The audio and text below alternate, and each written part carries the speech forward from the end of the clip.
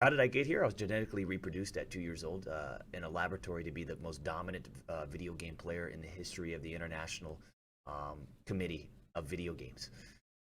So then I dominated growing up. Started with the Atari 2600, Asteroids, and the Galaga, Miss Pac-Man tabletop, in the arcades. No, and then that transitioned to the Sega Genesis and Nintendo and Sega 32X, and basically into the Halo 2 community on Xbox. Okay, but before that, I did enter the 1993 and 1994 Blockbuster Video Game Championships, where I successfully defended both belts both years in front of the Killer Whale exhibit at Marine World on 1,000 34-inch tube TVs.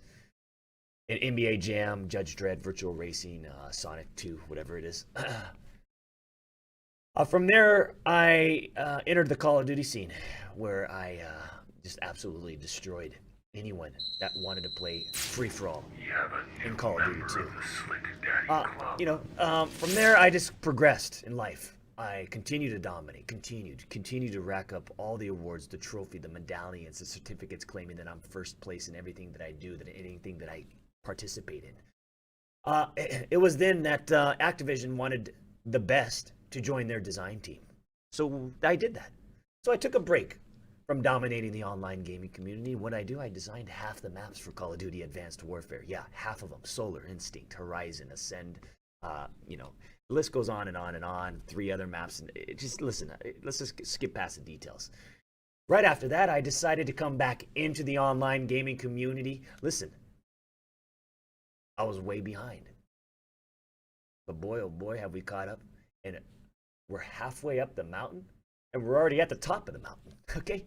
So that's just a little inside, look at my gaming career, the international video game superstar. I mean, all the success that I've acquired up to this point, driving the 1990 Lamborghini Diablo VT, very, very limited edition, the European collector's edition, trust me. That, to the good looks, to the Panther's mane, the black steel that drips down my back, aka the bulletproof mullet, to the Google prototype scopes with built-in LCD, LED, 1080p, 3D Sony technology, and the Ethiopian poisonous caterpillar that is embedded deep into the veins, deep into my skull, into my cranium of my face. This is what my whole hotshot lifestyle is all about.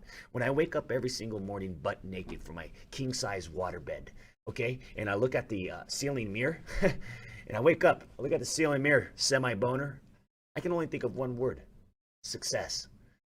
The second word that comes to mind usually follows my next action, which is me leaning forward to stare at the other mirror at the foot of the waterbed. The second word, dominance. So then I get up out of the bed, semi-boner, semi-floppy. I put on my white robe, I walk over to the counter where my bathroom is. There's the third mirror. What's the third word? Violent. You take those 3 words, ladies and gentlemen, you talk about a very, very successful man. You're looking at him.